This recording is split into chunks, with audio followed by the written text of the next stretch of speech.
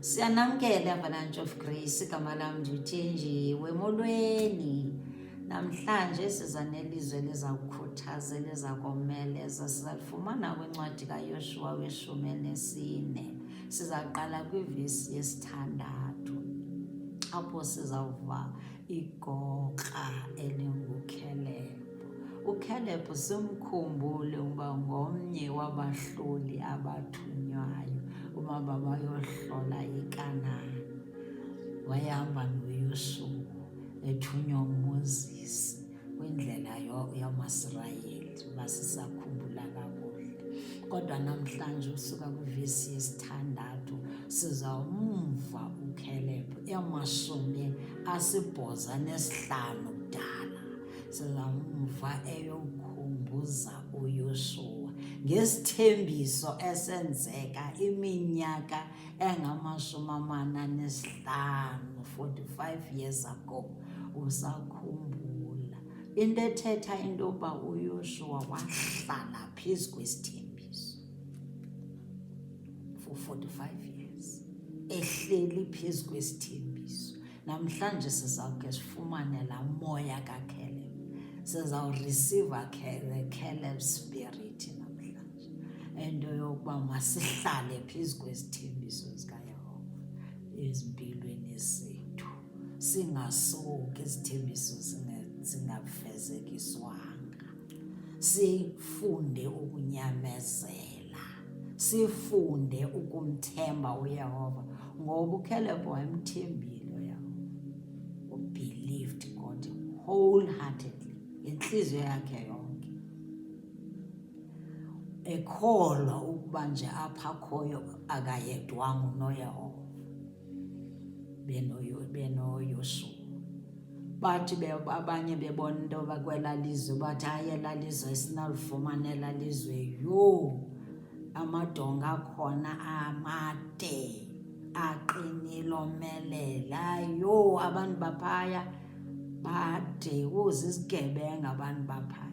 Abazange babone zonto uKhalebi kunye noYoshua. Namhlanje uyokhumbuza uYoshua, uthi Yoshua wawukhona uYehova endithembisa. Asikhe sive phaya kwivesi yesithandathu. Uqala phayana uthi, uyalazi wena ilizwi awalithethayo uYehova kuMoses indoda kaThixo, umntu kaThixo, ngenxa yam nangenxa yakho eKhadeshi eBhaneya. Kwivesi 7 uthi, ndandiminyaka 40 ndize ekususweni kwam nguMoses umkhonzi kaYehova eKhadeshi eBhaneya ukuba ndiye kulihlola ilizwe. Ndambuyisela ilizwi njengoko kwakusentliziyweni yam. Verse 8, abazalwane bam abanyuka nam bayinyibilikisa intliziyo yabo. Ke mna ndakuzalisa ukumlandela uYehova. Yabaxela, uyakhumbula, uthi uyakhumbula uba mna nawo seza neripoti edifferent. Zange size neripoti ethi njena engenakholo, sifuna sihambe ngokholo nathi.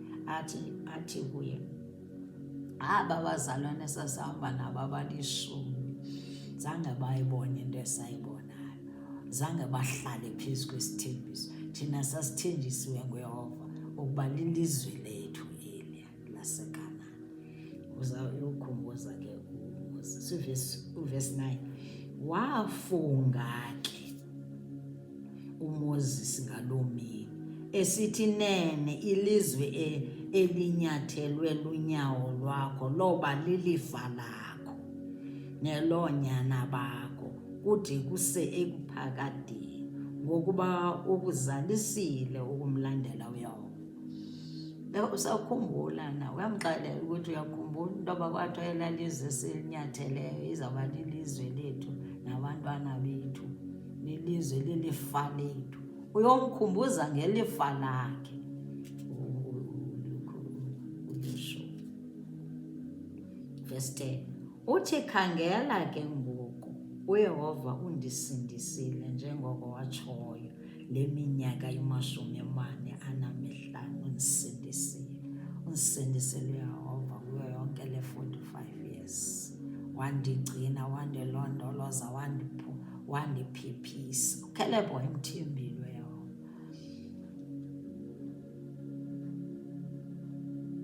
Athi usandigcinile kude kwalapha esandigcinile nangoku uYehova. Athi uyabona ke ngoku namhlanje ndiminyaka 85 ndizelwe. Athi verse 11, ndisomelele nanamhlanje kwanjengamini wandithumayo uMoses, njengoko ayenjalo amandla am, oko asenjalo nangoku amandla am okulwa, kwangoku uphuma nokubuya. Athi ndisesemandleni nangoku. Andazi amandla wakho ingathi besele kuphela ngoku sithi hayi ndimdala. Nangu uCaleb ezokomeleza namhlanje at 85 esithi ndisomelele, ngoba ngani? Greater is he that is in us than he who is in the world. Ngelo xesha uCaleb babengenayo nalo moya ongcwele sinawo, kodwa wayethemba uYehova wholeheartedly, wayembelieve nje. Enye njena ethetha kakubi ngoYehova kuYoshua kunye noCaleb wawungeke uzulunge kubo, babemthembe gqitha. Nangoku emdala engaka 85 years uthi ndisomelele nangoku, ndisesemandleni ukulwa. Wayeligoqa. Wathi njena ndisakhumbula uba ndathenjiswa mna ngoYehova. Verse 12, ke ngoko ndinike le ndaba, ndinike ezo ndaba wathetha zona uYehova ngaloo mini, ngokuba wena weva ngaloo mini ukuba ama-Anaki akhona elalizwe, imizi yawo mikhulu inqatyisiwe. Mhlawumbi uYehova woba nawo ndiwaqoqa. Athi hayi azinza waqoqa at 85. Athi njena liza kuya phaya kwela lizwe. Wawuvile wena ukuthi ama-Anaki akhona made azizigebenga, izinto ezabonwa ngabanye abaya abalisho. Athi kodwa uYehova uzondinika amandla ndiwaqoqe nangoku, ndinike loo ndaba. Athi mhlawumbi uYehova woba nam ndiwaqoqe, ke ngoko watshoyo uYehova. Othi uhleli phezu kwesithembiso. Amthanda uCaleb, yomelela namhlanje. Uhleli kwesithembiso esasewathenjiswa sona kwi-book of Numbers 14 verse 24. Wapho xa bebuya kwela lizwe ezise iripoti, wabamamela uYehova, wabamamela.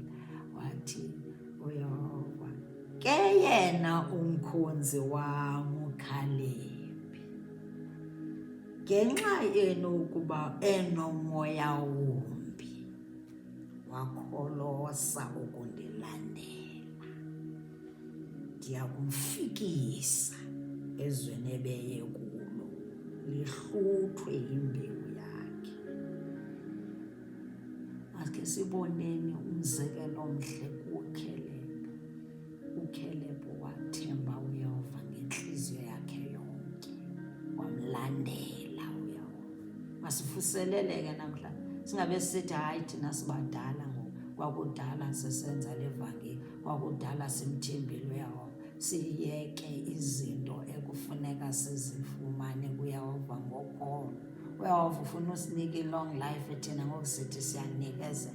Wasinika, iBhayibhile itshilo wathi ndinikile long life. Thina ngoku asisamthembi. Ake sithatheni umoya kaCaleb namhlanje, kwisithembiso wahlala kuso sikasisi esokuba njena athi umoya wakhe umbi, benomoya wombi, different spirit spirit esithandweyo esinokholo esukholwayo kuYehova against all odds. Atsho njalo athi ndayomfikisa kana uzayofika ezweni ebeye kulo lihluthwe kwimbewu yakhe.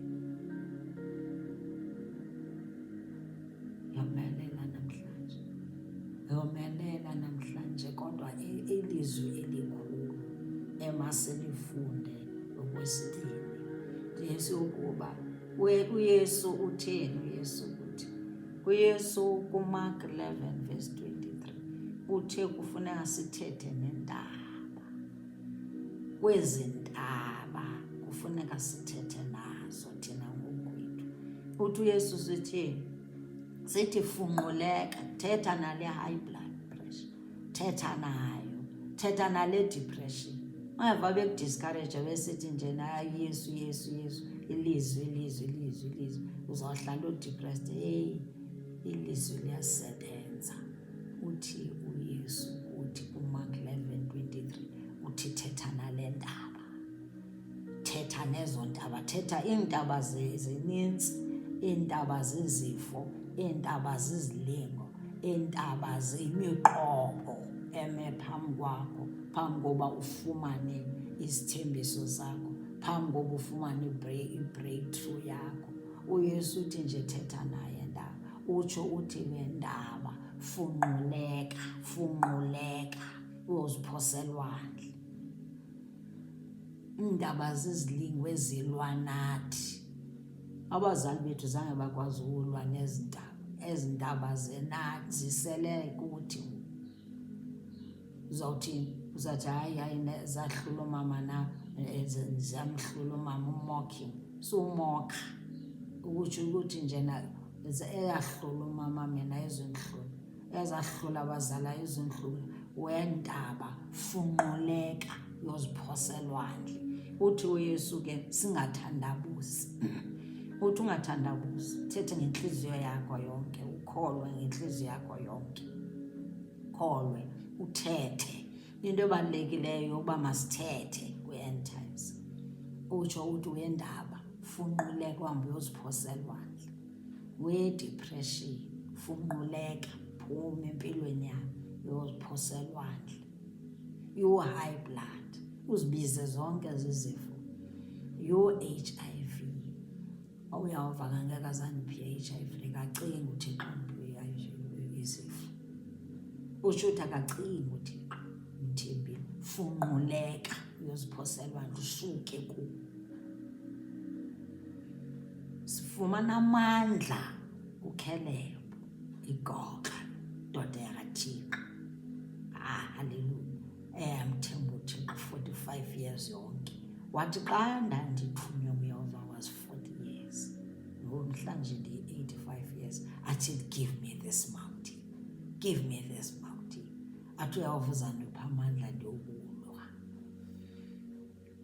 Into eyenzekayo wathi uYoshua kuye